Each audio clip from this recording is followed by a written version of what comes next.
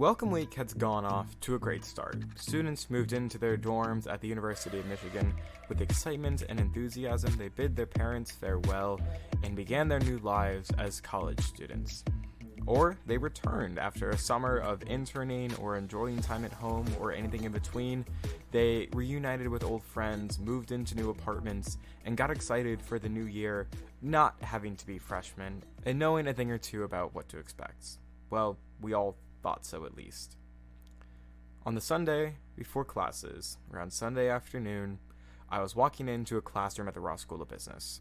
I had been volunteering over the weekend with the welcome events and bringing in the new class of 2027 into the business school.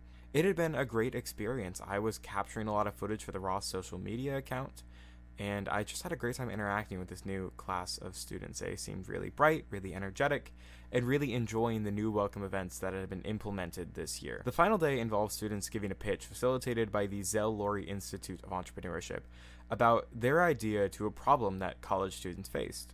This was their first introduction to anything, and thankfully, for many reasons. The project said no slides were needed. Now, I'm there just after the lunch where all the freshman students had gathered for some splendid Ross catering as always, and I walked into the classroom and I heard from one of the people running the event the Wi-Fi was down. And it's not the strangest thing to hear in the world. There are spotty patches of internet on campus for sure. There are moments where Wi-Fi might get patchy or go out for a little bit, but maybe it's hindsight, but something about this felt really, really interesting. The Wi-Fi was out. Less than 24 hours from the first day of school. Not ideal, but not the end of the world. And while still not the end of the world, it was later learned that all of U of M's platforms had gone down. Now, Wolverine Access is the hub of all of U of M's everything. All of the student information, everything that you're doing at school, everything that you need to know about your college experience, for the most part, can be found at Wolverine Access. All the technical stuff, all like the personal stuff can be found at the Student Counsel podcast, which is available anywhere you find podcasts, and you've already found it, because here you are. But anyways, yikes. So what happens now? Now, an interesting thing to note, this was not an Ann Arbor exclusive incident. This occurred at both Ann Arbor, Flint, and Dearborn campuses for the University of Michigan, and the university itself decided to take down this site. That was, I think, the biggest surprise for me, that to learn and everything else, was that this was the university reacting to something that they have yet to fully disclose and deciding to shut everything down. Now, that first day, I was in staunch denial that this problem would be a problem. I was confident that IT would work through the night and have everything up and running for the first day of school. I told one of my residents as such with absolute certainty. And then I realized that anytime I speak with absolute certainty, almost the exact opposite occurs of what I was anticipating. So, what happened next? Monday morning rolled around. There was no internet. There was, however, a strong response from the university of having tables up to guide students around their classes, creating a massive, 500-page spreadsheet of every class and every class number and section and location, and a general grace and understanding of the faculty among the classes, at least that I experienced during this first week. Now, Wi-Fi stayed out on Monday, Wi-Fi stayed out on Tuesday, and at 9:15 in the morning on Wednesday, as I sat in my English classroom attempting to get as much work done as possible with no Wi-Fi, I got an email. And I had a moment where I was like, oh, I got an email. And I was like, oh, I got an email. And I was so excited. And that email was that I had gotten into my linguistics course, which was even better to hear. So I quickly added that to my roster. And I was just so relieved that the Wi-Fi was back. It was a good day. It was an exciting time. And I think that everyone else felt the same way too. And then after the fact, it was just kind of like, wow, what a week. I certainly felt busy. I certainly felt a little bit behind with everything, to be honest with you.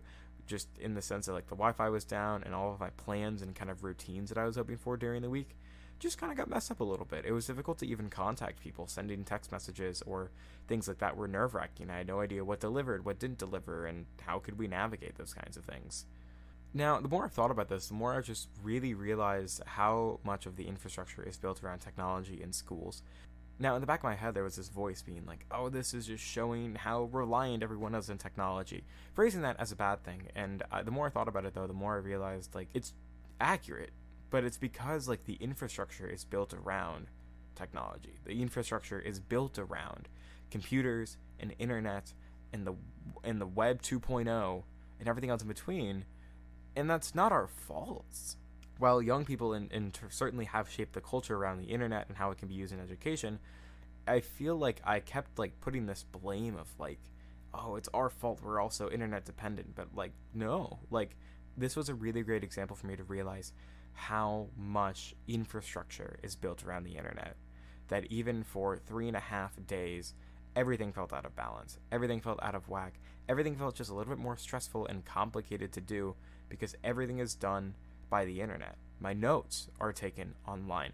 The way that I bookkeep and keep my schedule is done through Google Calendar and Canvas Calendar. It was really surprising and kind of like just very like impactful, and really like it settled with me for a while how much and how interesting it is how much our infrastructure is built around the internet. I think it's a good thing. I think it's glad that we're using this tool and this resource. I'm really, really happy about it. It was just like a surprise to realize that, man, when the internet goes down for a few days and I place it like a college campus, it has a massive effect. And man, I kept thinking like this would be awful to happen during midterms, and it would be. But it would be awful to happen any week, any day of the week, any time on a college campus, like, or in the world in general. It's always an inconvenience. But I think that I had underestimated how grand of an inconvenience it was when you're trying to learn and navigate an academic setting or like a job setting or anything else in between. So that was my welcome week. After that, we had a great rest of the week. There was a pep rally on Thursday in the Big House, which was phenomenal. I got to meet DJ Truth for the first time in person and took an awesome selfie with him. That was just such a joy.